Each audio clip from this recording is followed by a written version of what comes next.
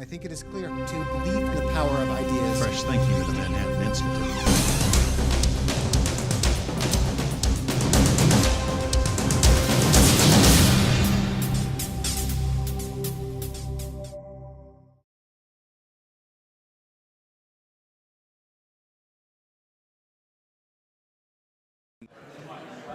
If I could have your attention, please, I think we'll get started. If everybody could get seated.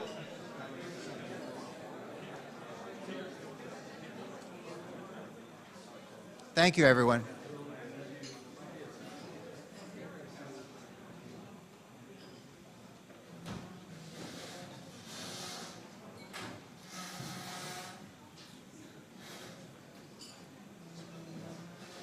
Okay.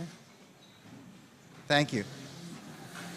Thank you all for coming today. I'm Larry Mohn, president of the Manhattan Institute, and it's my distinct honor to introduce our keynote speaker today, someone who all New Yorkers know well, Governor George Pataki. When Governor Pataki was first elected as New York's 53rd governor back in 1994, New York State was plagued with skyrocketing taxes, swelling welfare rolls, and ever-growing crime rates. By the time he left office 12 years later, he had provided billions in tax relief, reduced the welfare rolls dramatically, and pushed New York State's crime rates down to historic lows. In the days following 9/11, his leadership helped to get New York back on its feet. Some of the governor's least heralded accomplishments, however, were in the area of energy and the environment. Following the model of his hero, Teddy Roosevelt, Governor Pataki made the environment and open space conservation a top priority of his administration. Governor Pataki conserved some 1 million acres of open space statewide, dedicated funds to clean up the state's rivers and lakes, and pushed through stricter environmental regulations and penalties. He also established New York's innovative brownfield program, which encouraged investment and helped to spur development in cities across the state. He also instituted the nation's first green buildings tax credit program, which led to a host of green residential and commercial building projects. Most relevant to the discussion today, however, Governor Pataki initiated the restructuring of New York's electricity markets, now generally seen as one of the most developed and competitive in the country, and focused attention on the need for a reliable and efficient national electric grid. In short, thanks to Governor Pataki's leadership, New York has become a national leader in environmental stewardship and cutting-edge energy policy. Today is counsel to the law firm Chadbourne & Park and the founder and chairman of the Pataki Cahill Group, a consulting firm concentrating on climate change, energy, and the environment. Please join me in welcoming Governor George Pataki.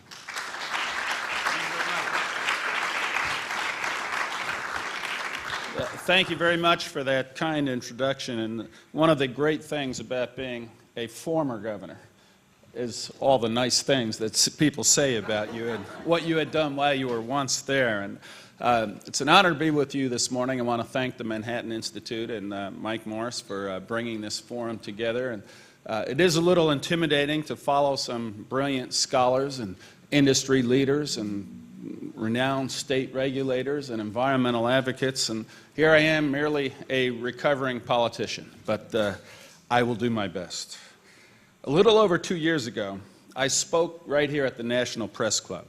I spoke then about the real and present danger our over-reliance on foreign oil placed on us, geopolitically, environmentally, and of course, economically.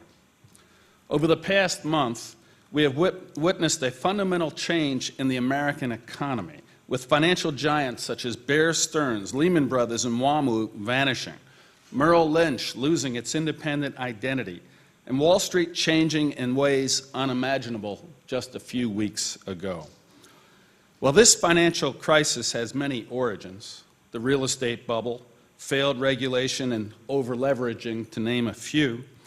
I cannot fail to think that the year-after-year massive transfer of wealth from our economy overseas for oil, a commodity we simply consume, burn, pollute the atmosphere, and then have to do it again tomorrow, is a significant part of our economic problem.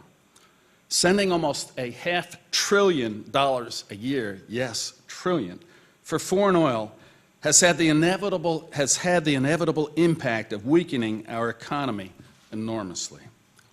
We face a great challenge, but one of America's defining characteristics as a people and as a nation is our knack of accepting and overcoming great challenges. The economic challenges we face today are no greater than those we have overcome many times in the past.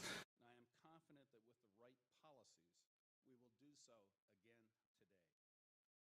The economic downturn we are now facing is something that we as a people and nation will address by shoring up our banking and financial systems, and more importantly, by